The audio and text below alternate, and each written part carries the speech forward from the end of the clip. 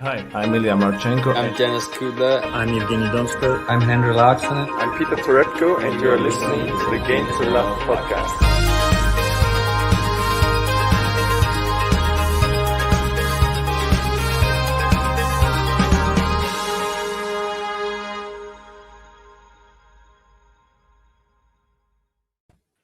Welcome back to the Game to Love podcast.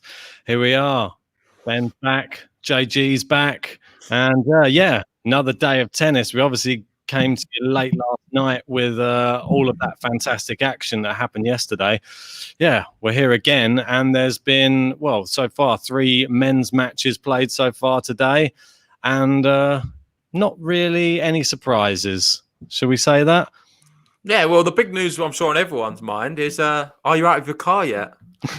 Yeah, well, I'm at work, so I've managed to nab myself a meeting room. There's no more of this sitting in the car in the cold during the rainstorm, and just fighting it out, slouching, and with a karaoke mic. But I've got the same mic, but I've got a mic stand this time, so it's not too bad, is it? And you're indoors as well with Wi-Fi. And I've got internet connection, which is great. A super fast one. So, fantastic. All good your end? Yeah, mate, all good as usual. I fixed my internet problem, so I'm just excited now for the tennis. Hopefully we can get some live watch-alongs in there. I know you're getting your internet fitted in your new place soon. Tomorrow. So we'll have no excuses. Yeah, from tomorrow. So we'll be bringing a lot more content. We'll have a lot more planning with these videos. We'll get them out a bit sooner. Yeah. And all will be good. But let's talk about the tennis. And like you said, there was really no surprises with the results. Maybe the manner of the way they were played out was a bit surprising for me. Others would say it wasn't. But that first one, let's start off with, that was Rublev, Fucsovic. Yeah. When we woke up this morning, it was going on. Well, not when we woke up, but earlier in the morning. Yeah, definitely. You sort of predicted it correctly. I mean, I don't think the scoreline tells the full story. No. It was a very back and forth match, but Martin Fucsovic, he always comes out fast, doesn't he? And he caught Rublev napping a little bit. He was up a break. He got broken back, and he just managed to take the tie break. And I think this was sort of the theme throughout the match. Fucsovic getting the break, getting broken back, and in the second and third set, Rublev took over. He was having these weird... he's been doing this a lot recently as well. He sort of loses a few games in a row. Then he goes on a storming run and wins about 4 or 5 games. Been as well. And it's like... he's not playing that good, I don't think, Rublev. Like, I don't know if I'm catching him all the time when the opponent's playing a lot better, but for me, he doesn't seem to be playing that well. But what he is doing is he's getting through matches and winning them. And that is a sign of a champion. That's a sign of someone who's that next level, who aren't necessarily playing their top of their game, but they're still able to find a way to win matches. And that's all what matters at the end of the day. I'm sure all he cares about is his name being in the hat for the next round. And that's what he's been able to do. But it wasn't comfortable at all. Like Fucsovic in that second set, I think he was up, 5-2, was it? 5-3? In the second set? Yeah, I don't think we get the point by point. Yeah, I'll bring the point by point up. In the second set, he was, I think it was 5-2. Yeah, you're right. Yeah, so he was up 5-2. And then look how it ended, 7-5. Like, it was crazy. Like, you'd expected at one point, I think everyone would have thought it would have been Fucsovic 2 sets to love, but it wasn't to be. And Rublev fought back again. And this guy, considering he's not playing his best, could be a big, big danger in this tournament. I think Martin's got to be really disappointed as well with this. I mean, like you just saw there, 5-2 up, lost 7-5 in the second set. He had 3 set points at 5-4. He was love 40 on Rublev's serve in the fourth set, and let him come back into it again. And he could have forced the fifth set, and you sort of knew the writing was on the wall. As soon as he had lost those 3 set points, you just thought it's Rublev's to lose now. And went and just completely blitzed him in the tie break. Mate, when it hit the tie break, we both thought, that's it, that's over now, because Fucsovic has just wasted another opportunity. It was getting a bit frustrating in the end, not because I was cheering on Martin, it was just because it was just such a topsy-turvy match. Like, you couldn't really know what was going to happen next. Yeah. And at this stage of the tournament, you'd expect Fucsovic to be able to close out sets a lot better than he did. But then you could look at it on the other side and say Rublev was just that good that when he did up his level, when he had to, it was just you couldn't get past him, and he was just unplayable. Yeah, I think that Martin has a lot to learn, I think, with closing out the matches. Oops, sorry, I closed that screen.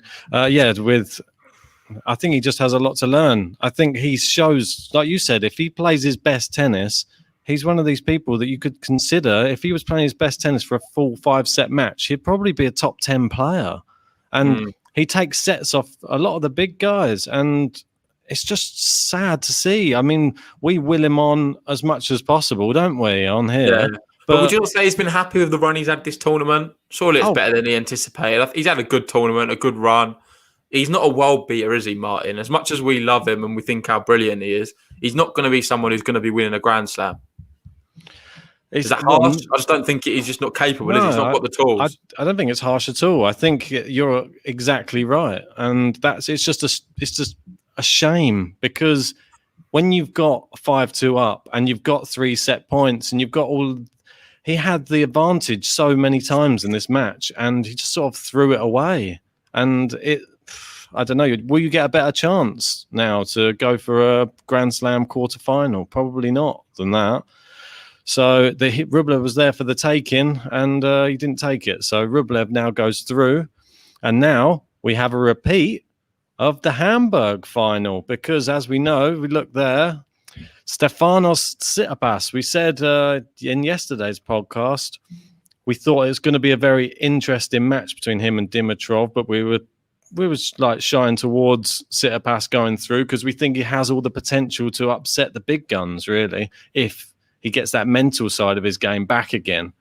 And it seemed back, didn't he, in this match? I thought he looked great in the first set. He just a bit of trouble serving it out a little bit, but he still got it over the line. I think Jordan sums it up perfectly for Dimitrov.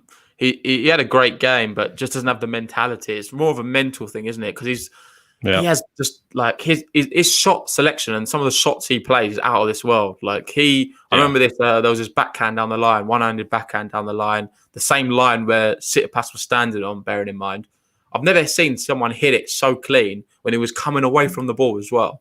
It was just the amount of strength and power. Like, you should look at his physique as well. He's a bit of an animal, to be honest. Like, he goes on these long runs. His physicality is just one of the best on tour, in my opinion. And he does everything right until he gets into his mind, and he doesn't have that killer instinct to finish off matches. Sorry, lost you there for a second. I don't know what happened, but I totally agree with you. He definitely just needs to have that, because we saw him. He's beaten Federer and stuff in the in Grand Slams, and he can do it, and he has all the tools. But it's just about getting past these big points, and you saw it again today. He got to those points, like he could have potentially had set points in that second set tiebreak, but in which he was serving for it as well. At one point, he was serving for the second set. Couldn't do it. Battle of the minds, really, isn't it? And two people who you sort of look at and think mentally not that strong. And this was probably what Tsitsipas needed, really, to get him like back in the win column in a mental way as well, because these type of matches could go either way. Like, it was pivotal, pivotal, that second set tiebreak, because I thought if Tsitsipas takes this, it's going to be an easy third set. Where if Dimitrov takes it, we could be in for 5 or something like that. So it was amazing performance. Sorry, one thing I wanted to add. What do you think about Tsitsipas, where he got a warning for coaching? Who's coaching him? His dad? I think so. I assume so, yeah. I had the sound off, so I couldn't... Yeah, he got like a coaching warning or whatever. It's just a bit weird, because it happens all the time, but it's just not always picked up. It's one of them silly rules, where they're not really enforcing all the time. Like, they pick and choose when they want to sort of give one of these warnings.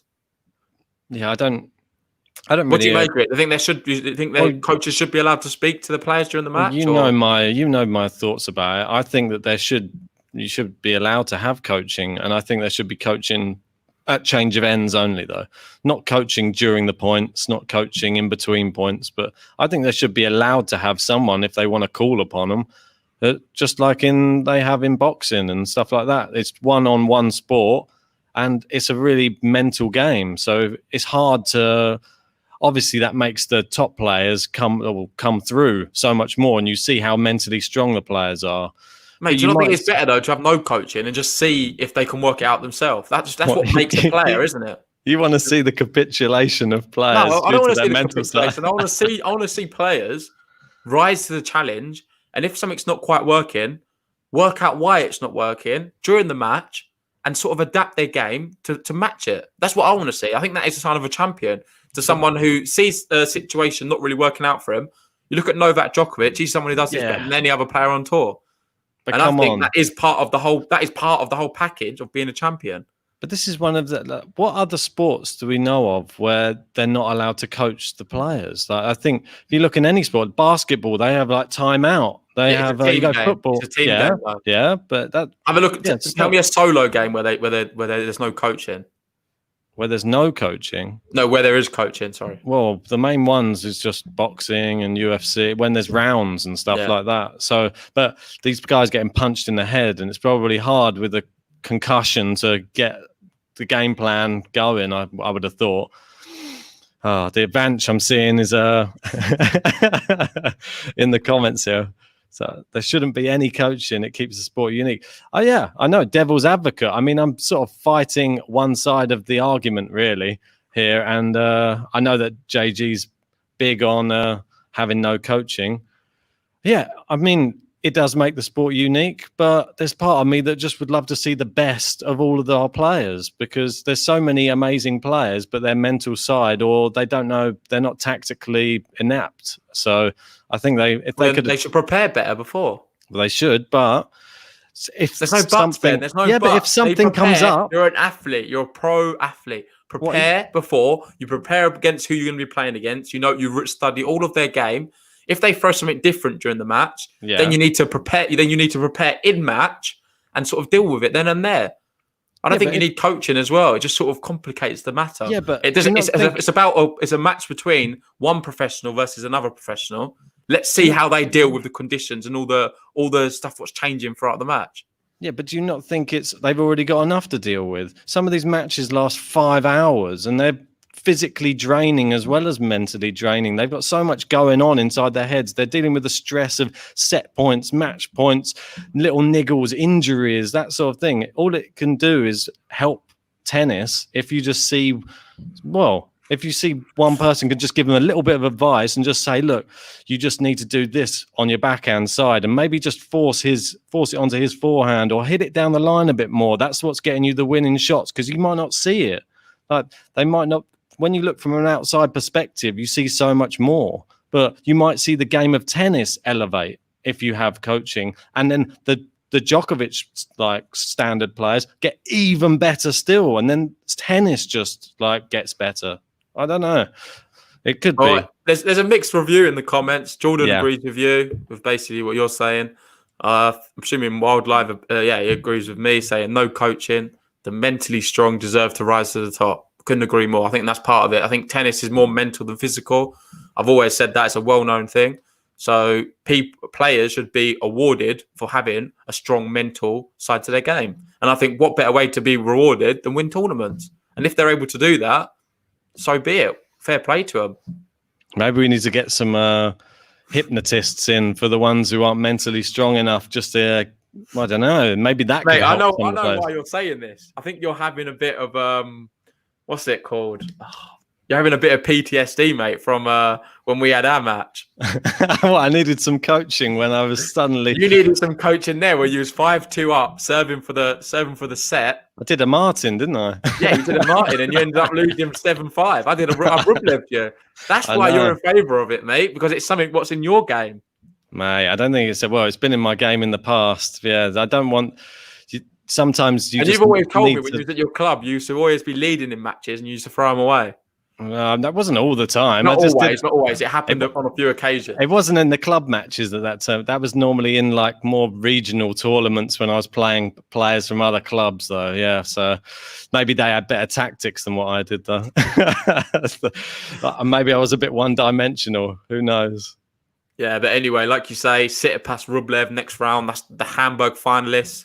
Rublev come out on top last time they played in Hamburg. Who's going to win this one? That's the big question. Who do you fancy? I'd have to say Tsitsipas based off what I've been saying the whole tournament. The last podcast, I've got a bit of hate actually from it. I was surprised. Some people messaging me on Twitter saying, why are you considering Tsitsipas as a chance to win this title? That's just so stupid. Obviously, it's going to be Nadal or Djokovic. Not even including team, he wasn't. I don't know. You could say that. We've been saying that. Didn't I picked Nadal to win the tournament before? You picked Djokovic before the tournament even started. But I think you can't sleep on Tsitsipas. And the reason for that is, we've spoke about on the last one, we do think he is at that next level. He has all the tools to be beating anyone on tour. But for me, it is mainly his mental side. If he can fix that, he has a chance against anyone. Whether he's going to beat Djokovic if Djokovic's playing 100%, I don't think so. No. But say if Djokovic has a bad day or things aren't quite going for him, you know how tennis goes sometimes. I think potentially he could beat a Novak Djokovic. But before that, he's got to get through Rublev. And that is a really tough test. And you'd have to say Rublev is favourite in that tie, considering he's beat him only a week ago. I don't think the bookies will say that, though. I bet the bookies favour Tsitsipas. The bookies probably will, yeah. But for me, I would put Rublev as the favourite based on the fact that he beat him only a week ago on the clay courts in a final as well. But yeah, I still think Tsitsipas is going to come out on top. Obviously, now it's best of 5 sets. That's a big difference. So who's got the endurance to go all the way? I think Rublev has looked like a man on a mission so far, but he's been, like you said, he's been having he's not been playing that well, in my opinion. I think he's just pulled himself out of Zhao on so many different occasions by having bursts of playing at like a ridiculously high level. But then for the majority of the match, he's not playing at that brilliant of a level. So he can't afford to do that. If he does that against Tsitsipas, I think Tsitsipas will pull him apart. Yeah. I totally agree. I think that Tsitsipas, he could easily beat Rublev in straight sets if he plays his top game. And, Tsitsipas, you'll be surprised to know, is he's the slight favourite. So 1.72 favourite against a 2.1 for Rublev. So that's quite a close one. As we said, we didn't expect anything different. So, interesting stuff anyway. I think that I'm personally going to back Tsitsipas. I want to see Tsitsipas go through. I want to see him in the next round because I think he's going to trouble like the big guns more. And I'm going to stick with that as well. So hopefully Tsitsipas goes through. And then, then we've got an interesting one. And we could potentially have Djokovic versus ruling over Djokovic is going to play next. But could potentially have Djokovic Tsitsipas. But never rule out, is it potentially Carreño Busta again?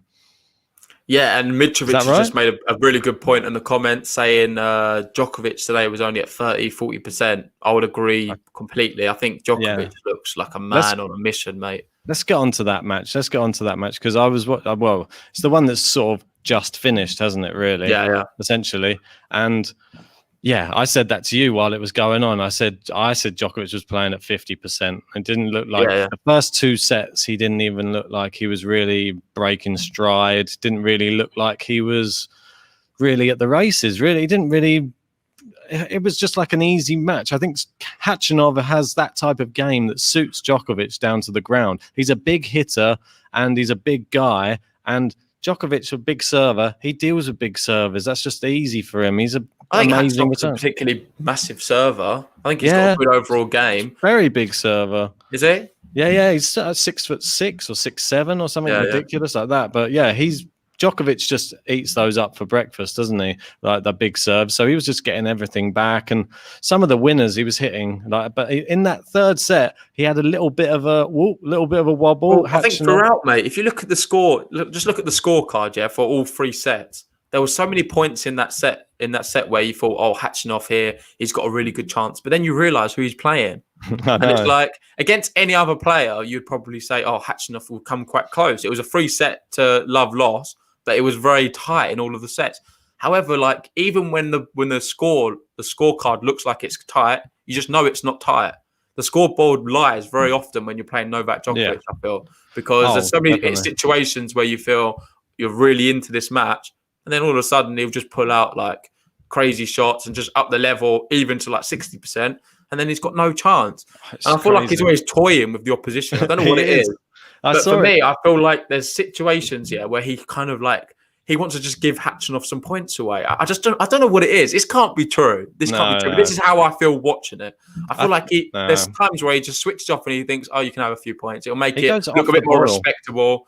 But at the end of the day, he could just walk. He can blitz this guy. He's just another league. Like Khachanov has he's nowhere near the level of Novak Djokovic. It's like a massive difference. We have to put a bit of respect on Khachanov, though, because in the third set, he did actually up his level and he was causing Djokovic some problems. Djokovic lost 3 games in a row, but then you saw where Khachanov got with that. He lost the rest of the games in the match. But it was just interesting to see that every time Khachanov looked like he was getting into it and maybe got like a break point, and you saw the reaction from Djokovic, like some of the shots he was pulling out was just, it's unbelievable. There was just one of these ones that he did, which was he was break point, and you thought, finally, Khachanov, this is his chance to like come back into the match. He served it, he just hit a return, and then literally finished the ball off with a cross-court forehand, very short one by the service box. Hit it so hard and fast that just winner straight away. Just did it when he wanted to. At that point, yeah. And I was just like blown away by that. He just like shut up, silenced any crowd member that thought that he was going to break in that second within 2 seconds. So he can just do that. He's just got the ability. And some of his hitting today was just amazing. He was just hitting I saw a backhand down the line where he was just sort of on a stretch on the backhand side and did this backhand down the line that was just like a bullet. And Khachanov didn't even have couldn't even move. So Djokovic looking so good. That's him at, if it's 30, 40% or 50%, it's scary. It's not his maximum, is it? And an interesting statistic there from Wildlife was Djokovic averaged a faster first serve speed than Khachanov today. Wow. So you say Khachanov's a big server. What does that make Djokovic? Is he one of the big servers as well? Well, I think he actually is. His serve today looked really good, and it was impressive. Does it not look like that every day? Yeah, but it looks consistent. But it looks like it was winning him like lots of 3 points today, and that was sort of the difference. I think it got him out of trouble, and if it didn't get him out of trouble, it got him the return he wanted to finish the points in just a 1-2 punch. And he's just so good, mate. Just watching him, Khachanov's got so far in this tournament and played incredibly well. And like I said yesterday, you said, don't give him a chance. I was like, nope. But that's why. Yeah, and Vance says something very interesting too. It does feel like at times Djokovic experimenting with different tactics, which means his opponent is not a threat. Today, I thought one of the tactics was the drop shot. I think he tried to outdo Gaston with a drop shot today. So good, his drop shot. I think Gaston hit, 50 drop shots the other day? Djokovic must have hit 60, I think. His drop shots are so good as well. Djokovic plays... I think in these conditions, the way the French Open is this year, I think drop shots are going to be key in this tournament. The reason I say that is, from what I've seen, with the way the ball bounces on the court, if you're able to pull them off effectively, they're basically unplayable. Yeah, and I think Gaston had a lot of success in this tournament because he was able to utilize them effectively. If Djokovic now implements that into his game, is a Nadal in the form he's in right now? Is he able to cover as much court as what he has done in the past? I'm not so sure. He's older now. Is he going to be able to get up and down the court as well? Djokovic is going to rely on creating angles, and with his spin he generates on the ball, that's going to be his big power play. If Djokovic is playing all these drop shots, it's going to be very tricky for Nadal to counter that. Obviously, this is getting ahead of ourselves. I'm just being devil's advocate. Speculating. Even a Schwartzman as well. I think Schwartzman, it'll be a bit tricky. I think Schwartzman Djokovic would be harder for Djokovic if he's playing all these drop shots, because Schwartzman somewhere he can just cover the court, like he's everywhere. Yeah. Well, I think his drop shots today were really on point, and I think he was just he plays them so effortlessly from the baseline as well, and it's not just like in the mid court. you can be in the middle of a rally, and then it just suddenly, and he gets them just over the net as well. And they're so hard. You just see the players sprinting there to slide in to get there and just nearly clatter in the net half the time. No, what I love is when the players do get there and then watching, like say if they get there and they're just trying to get the ball over at that point because they're just about reaching it. I love Djokovic's next shot. He'll either go for a lob, which is just the perfectly placed lob, or he'll play another drop shot cross court. And it's just remarkable, really. Like the shots he plays is amazing. You'll notice a lot before matches. What Djokovic will do is he plays with his friends or other hitting partners, and he'll play in like the small service box, and he'll just practicing little games. You know, like you used to play when you was younger on a tennis court. Where you just play like mini court, and you're just trying to playing in the. You know what I'm talking about? Just little hits, for sure. And that really does develop your skill more than just all the other stuff in tennis, which he does so brilliantly well. Well, he's so flexible, isn't he? And he's just his reaction speed is so fast as well. How many times do you see him at the net in one of these volley exchanges where he ends up drop shot and he attacks the net, the guy gets it back, and they end up with this little, and he normally comes out on top. Yeah, he normally comes out on top in those ones because he normally can play the craftier angle because he's so used to being there, like you said, and all this like practicing he does at the net. And I think it's very underrated, Djokovic's net play, really, to be honest. You don't see him come in as much as some of the other players. But when he does, he's, a threat there, I think. Yeah, well, the fourth match, that's not kicked off yet as far as I know. We've had rain delay with that. So that was Altmaier and Carreno Buster. Ooh. Let's say, argument's sake, Buster goes through. We're both anticipating Buster to do it. He's the more experienced player on clay. Obviously, Altmaier is a phenomenal talent. And it wouldn't be the most shocking thing to happen this week if he was to win. But let's just say Buster wins. Won't that be funny, mate? I know Michael said the same thing as what I'm going to be about to say. So I'll put it on there. But would that not be funny if we have the same line judge for the Buster-Djokovic match at this time at the French Open? And you see her like looking around. I'm surprised that I think the camera will pan to her probably more than Djokovic. Yeah, true. They pan to her more than it does to Diego Schwartzman's girlfriend, probably. It would probably be very similar to that. Yeah. I'm surprised that how come it's the same line judges? Do they just get to travel around with the tournaments then? I thought it would just be somebody from France would be doing it. Mate, I'm not sure. I'm not sure if she is there, to be fair. I thought I saw a picture of her, but I can't 100% guarantee that. It's more hope than anything. I just hope she is there. I don't know why. We can only hope. I don't know why she's there, but I just hope she's there. I just think it'll make it more of a spectacle.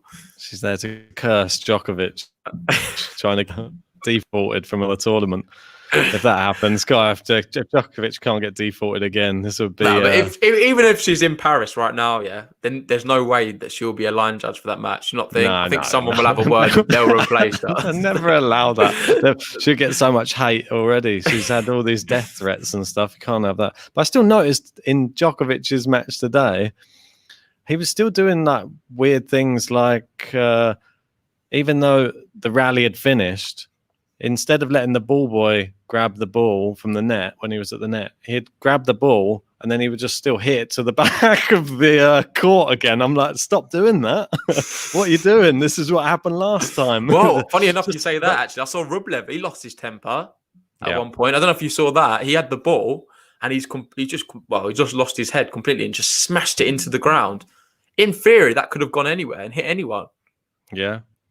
So that's what I'm saying. It does happen all the time. Djokovic is super unlucky with what happened to him in terms of that he got caught. But I'll stick with that same statement. He does do it for me more than others. So hopefully he can eradicate that from his game. And let's talk about his actual tennis because that is just out of this world. Yeah, it is. Yeah. So we move on to the women's? Let's move on to the women's, indeed. And obviously we had two matches playing this morning. We had hot favourite Petra Kvitova, who would be fancying her chances at the French Open now that Simona Halep's departed, and she made it through, impressively, really. Zhang made a little bit of a comeback in the second set, but she's too strong, Kvitova, and I think we just saw that only going one way anyway, didn't we? Well, Kvitova's the favourite now to win the tournament. Obviously, someone with experience winning Grand Slams before. I believe she's won 2. Is that right, Yes, Ben? I think so. I think it's 2. Yes, I believe so. I And yeah, 6-2, fact check you. 6-4. Yeah, very comfortable, really. I just don't think Zhang could compete with Kvitova. I only saw it going one way. But saying that, I didn't think Halep would go out, and we've seen that happen as well. What's that?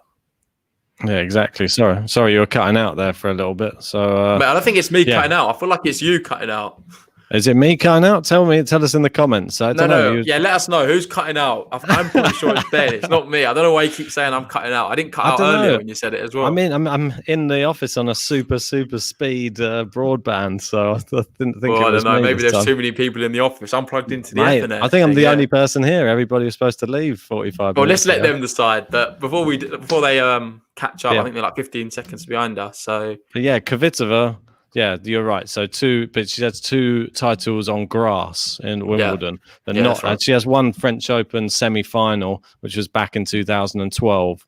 So yeah, she's been into the semis before, and she's just a force on all surfaces, to be honest. So I don't think you can have any doubt that she's one of the favourites for this tournament.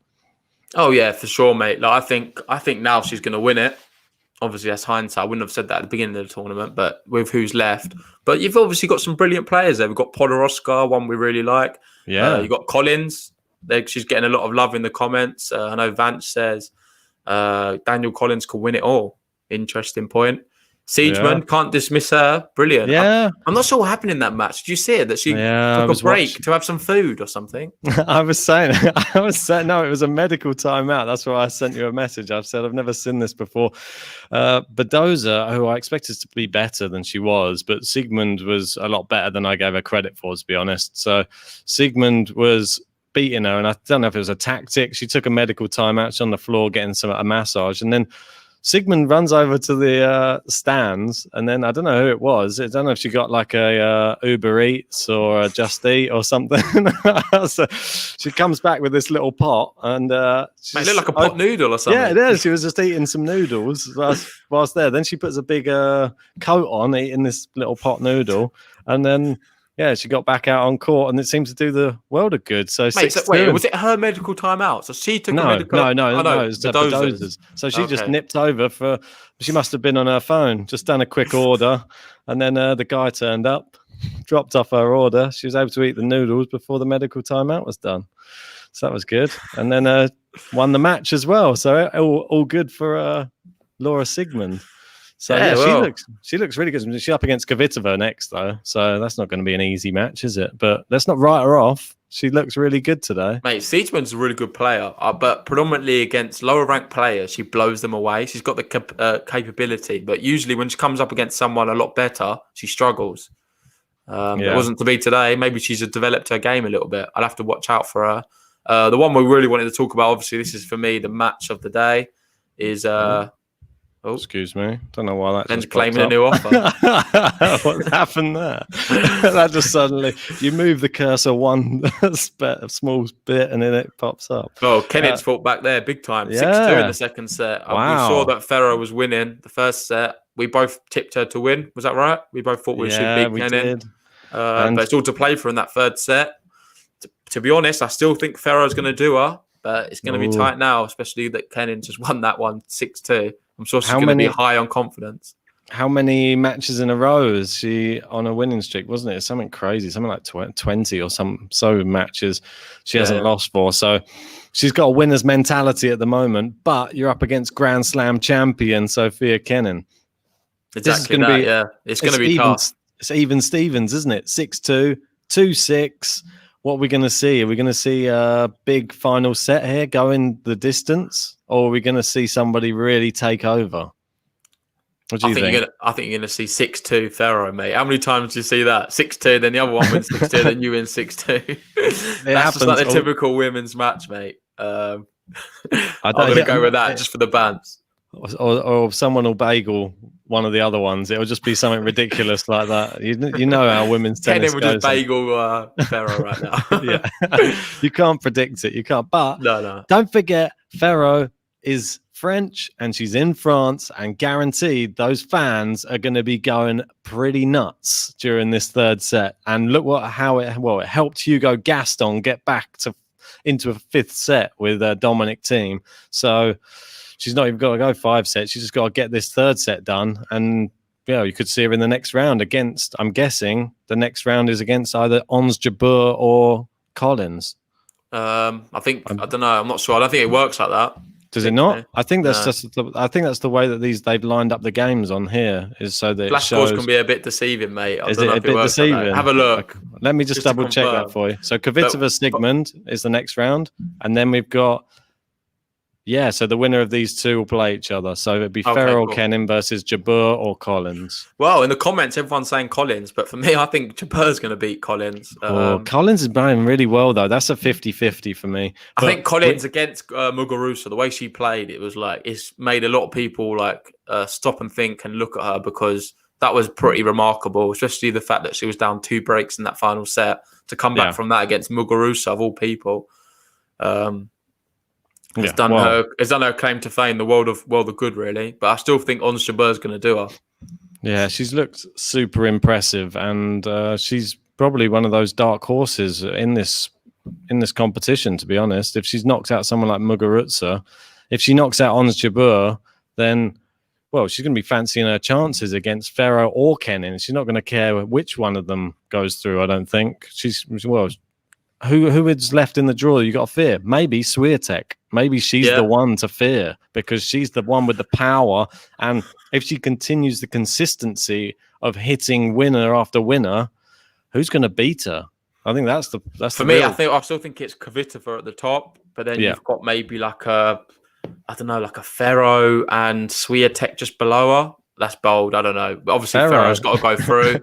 She's not even through yet. It's probably not to speak that into existence, because now I've said that. Kenin's 100% through. Just to answer your question, Michael, sorry. I wasn't ignoring you. We don't get Roland Garros on 4K and Virgin Media, as far as I know. We just watch it on ITV4.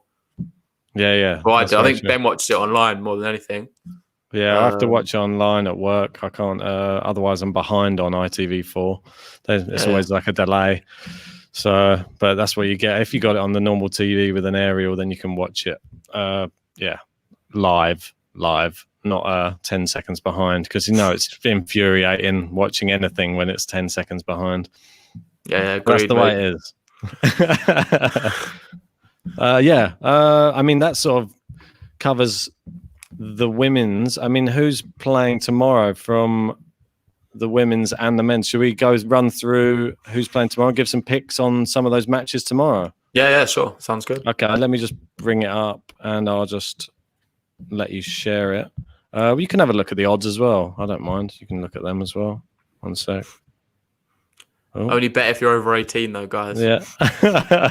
Don't steal your mum and dad's credit card.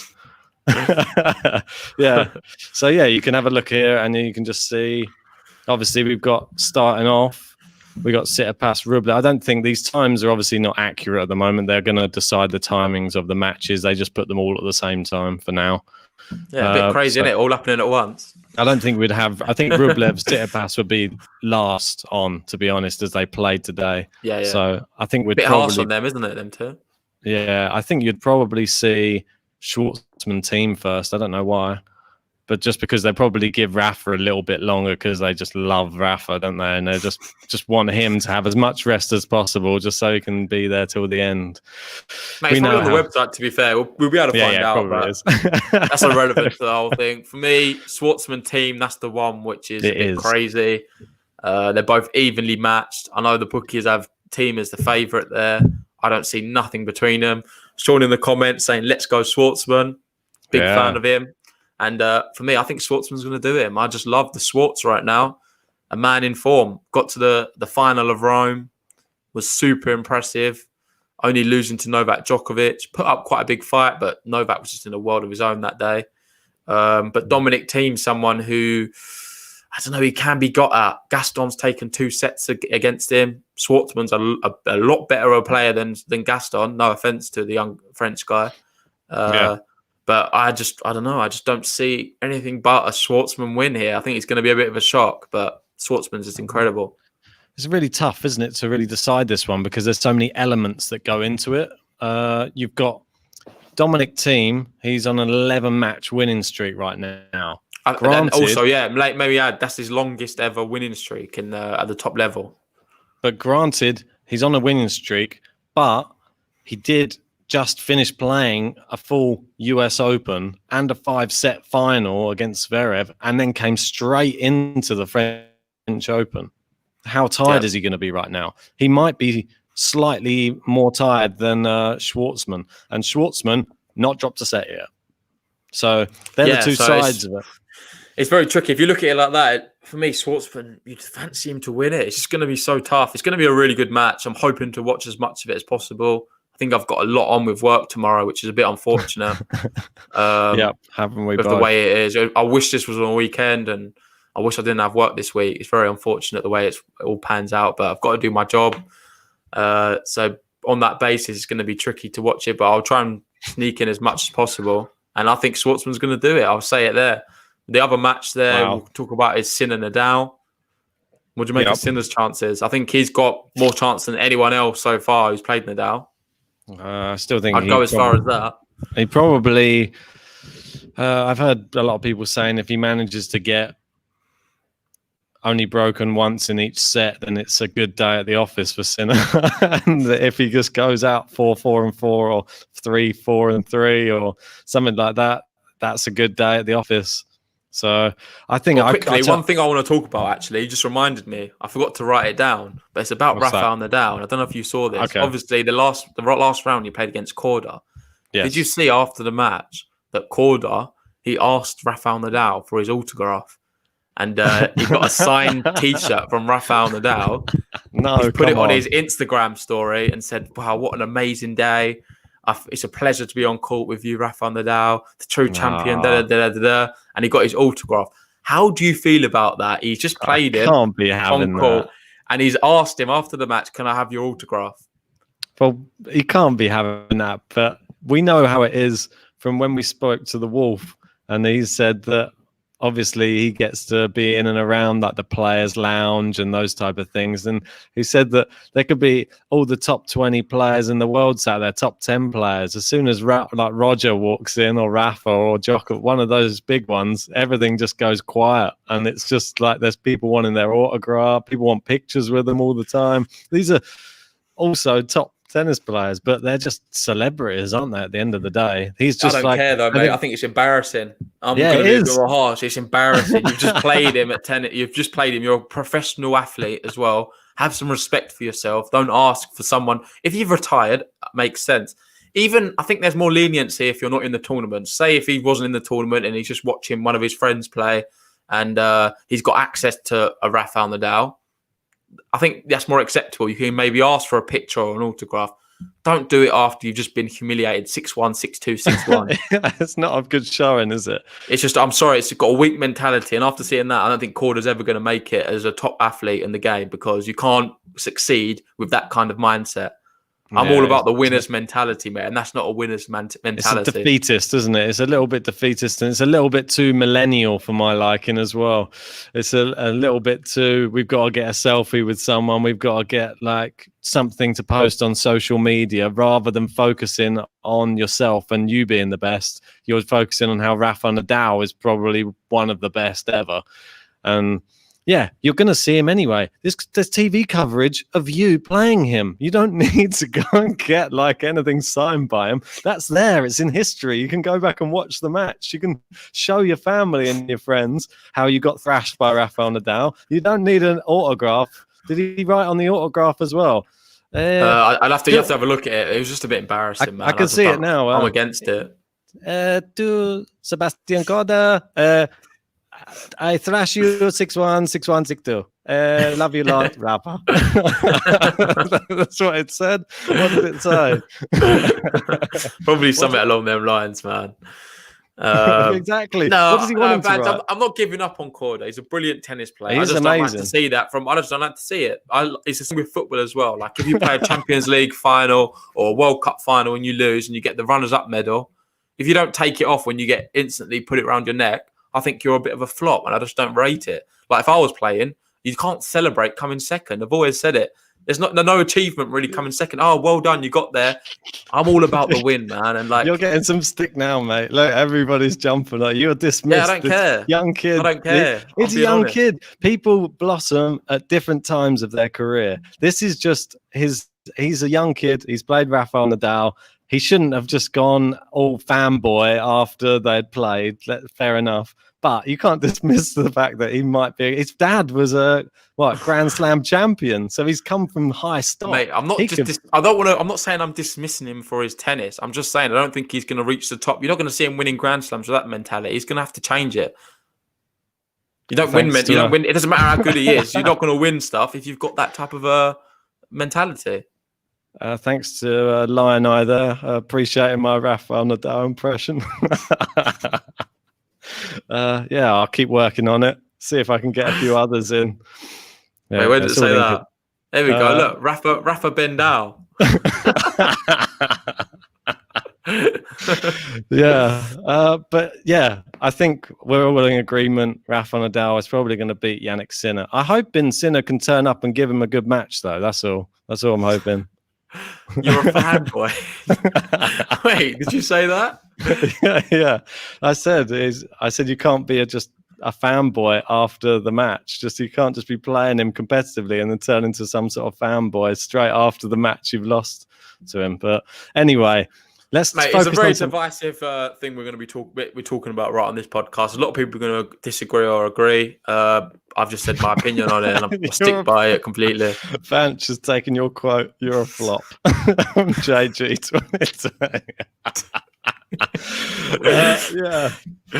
But anyway, let's move on to some of the other matches. We've obviously got the women's there as well. You've just got rid of them, so you don't. Sorry. Don't want to speak about the women's. Let's go for the women's. Kvitova, Siegmund. Yeah. Who do you think? Just give a quick pick. You've got to say Kvitova. I think she's now going to go on and win it. It's a bit of a safe bet, but I think Swiatek's the only one who really can trouble her. Yeah, this one's the really interesting one out of all of them. I don't know why I'm writing Trevisan off, but I think Swiatek, if she hits so hard, that it's just going to be hard for Trevisan to get in the points.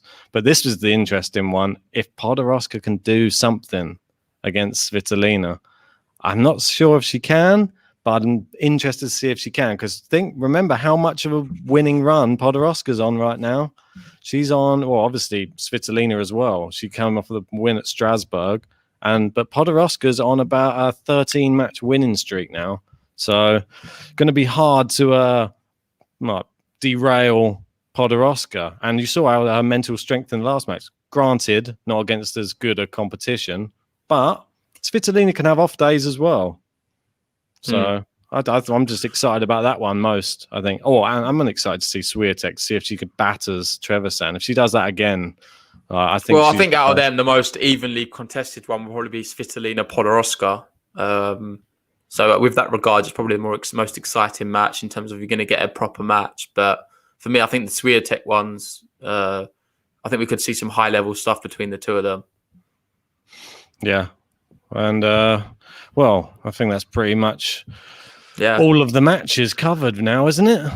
Yeah, that's everything, mate. I think we'll leave it there. We'll wrap it up there. The last thing I want to say on the whole autograph thing, I know Michael was saying, what was he saying? That makes no sense. Nadal is his idol from age 6. That's his entire life. Yeah, I understand. I get this, yeah. My whole gripe is with the fact that you've just played a match against this player. You've just been smashed off the court. You're a young player. You've got a lot of... you could reach a really top level. You've shown how well you play this whole tournament. I just don't like the idea of you then getting an autograph of someone you've just been battered by when you're a pro athlete. If you want to do it, just do it without anyone noticing. That was my only advice. Do it when no one knows. Don't post it all over social media. It makes you look weak, and it's a poor mentality to have, in my opinion. It's not a winner's mentality. You should be enemies with people of court. Do it like in the middle of next year. Do you not think he could have discreetly done that? Yeah. Maybe in the locker room somewhere, just done it without making it a big thing, and no one would really know. It's still not the right thing to do. You wouldn't see me doing that, even that. Roy Keane would lose his nut over it. Oh, yeah, definitely. He would be smashing up the changing room for that type of thing. But, Yeah, I just wanted to say thanks everybody who's joined us on this. Like, it was a bit of an impromptu live, really, today. Yeah. Thanks everybody who has joined. I see we've got quite a lot of people watching. We've got 30 of you in there. We would both really appreciate it if everybody would give this video a like. And please, if you haven't subscribed yet, hit the subscribe button, because it's going to help us out. And we're going to be bringing you some live watch alongs. We're going to be bringing you more live podcasts, because we're going to be the number one live tennis podcast on YouTube. And it's guaranteed. We're just going to keep doing it. It's just going to keep growing. And you're going to help us grow. And you're going to keep sharing the word. That's what we need from you guys. So we appreciate everything from all of you. Yeah, and as much as I want to wrap this podcast up, I just can't stop talking about this specific issue, Ben. This autograph. It's an Instagram world. What's on Netflix? The Social Dilemma. I think that's what it's called. It talks about the way technology is advanced and the implications it's had on human life. It will teach you a lot about the impacts and negative side of Instagram, Twitter, all of that stuff.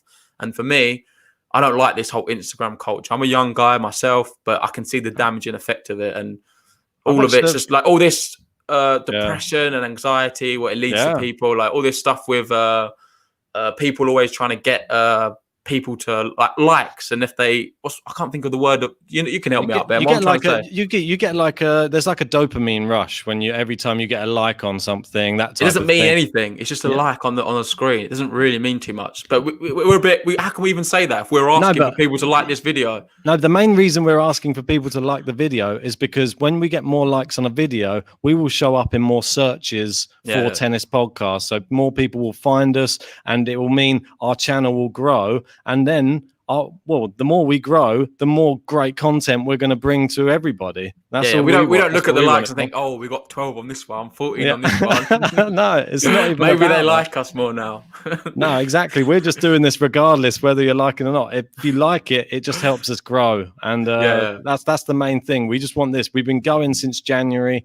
We want to keep on going, forever. So we just want to we want to get to tournaments. We want to be doing live podcasts after tournaments, challenger events, all sorts. So you guys are going to help us get there. And the more you share the stuff, and just follow us on Spotify, on Apple Podcasts, all those type of things. Yeah, it really helps us out. So thanks to everybody who's done it already. Yeah, thanks guys. We'll do another podcast tomorrow. And see you then. Hopefully we get some good tennis too. Peace. Indeed.